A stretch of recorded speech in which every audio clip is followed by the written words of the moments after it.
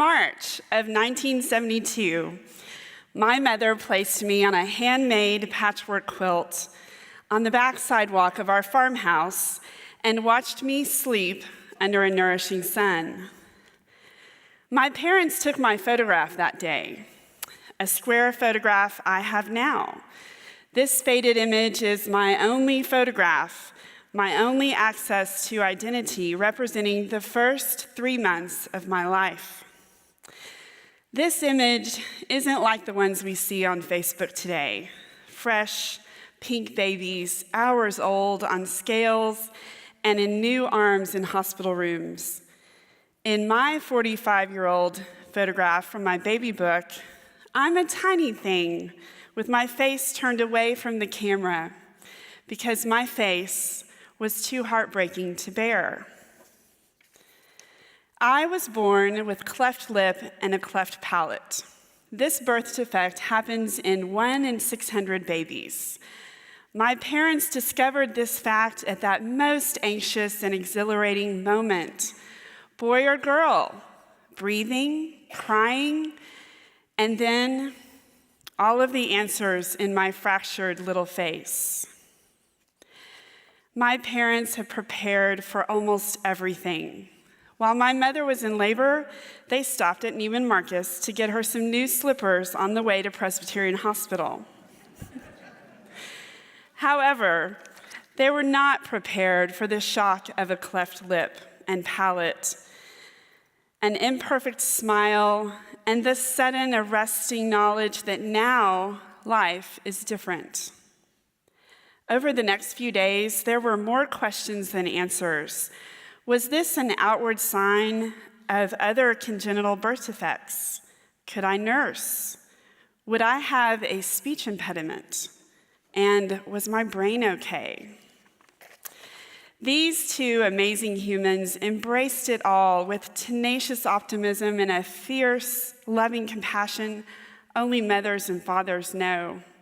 No resource spared.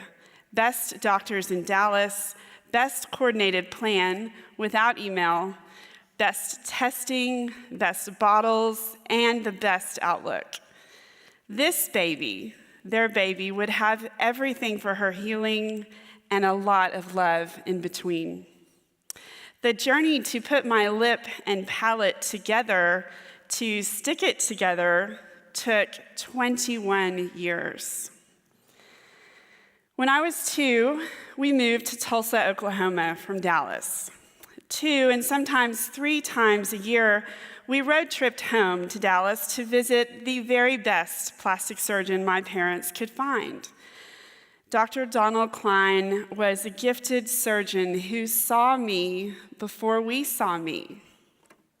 His was a method of smaller corrective, reconstructive, and cosmetic surgeries each year, paired with 2 jaw surgeries, 9 ear surgeries, and a number of palate surgeries.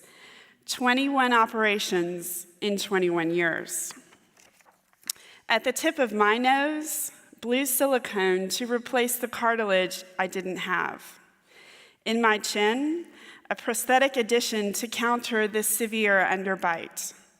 Above my front teeth, a bone graft from my hip.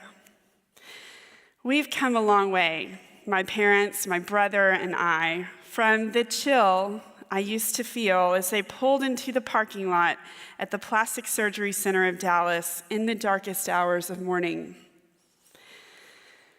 The building is still there, and I will always notice it. The place where I learned courage. The courage to try to relax while waiting for surgery, to hold still for an IV, to sit more still under a local anesthetic with my eyes covered from the bright lights while the surgeon cut and stitched and revised my lip, nose, and palate.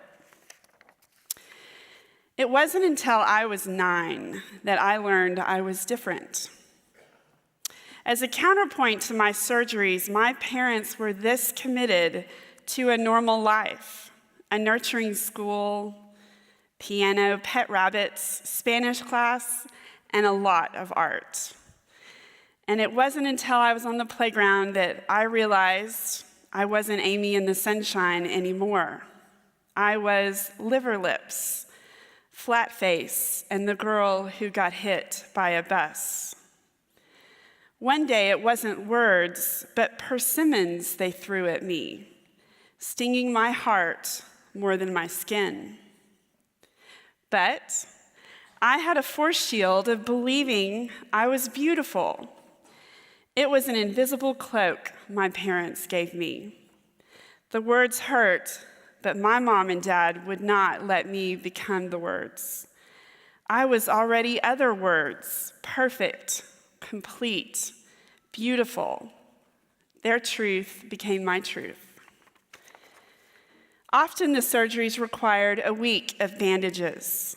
Those bright lights again, and me, barely breathing, heart-pounding terror, my hands clenching the chair as Dr. Klein removed one stitch after another, without anesthetic.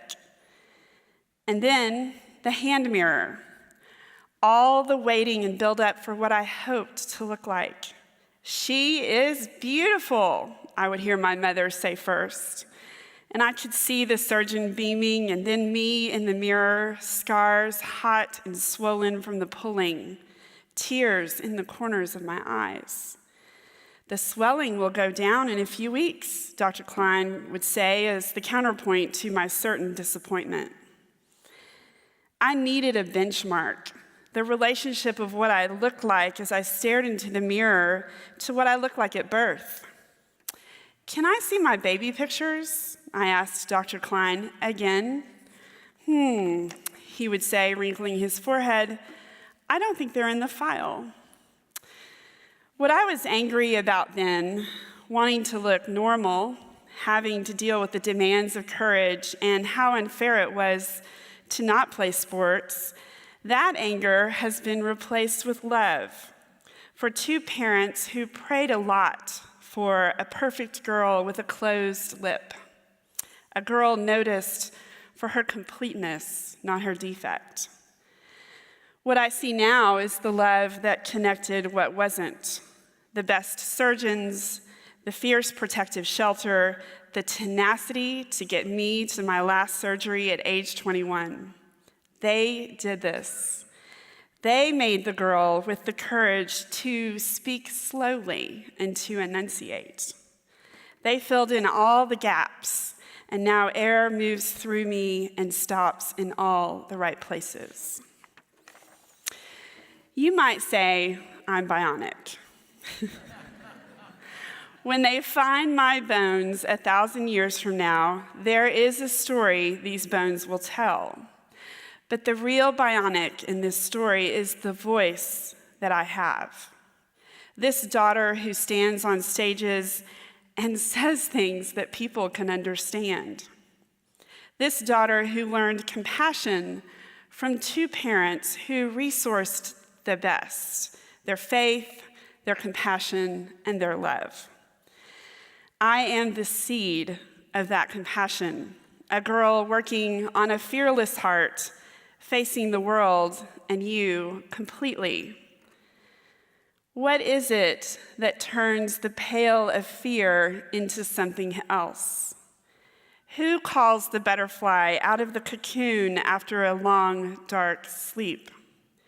For over 20 years, I left this story and plunged myself into a normal life, growing and leading an art museum and a family.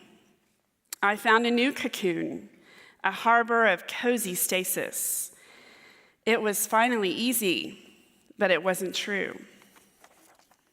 This year is different. This year of courage, as I am calling it, found me hearing a faint calling to tell this story, to forgive the bullies, the doctors, and even God. This year of courage finds me on a new stage, telling the truth and smiling right through every scar.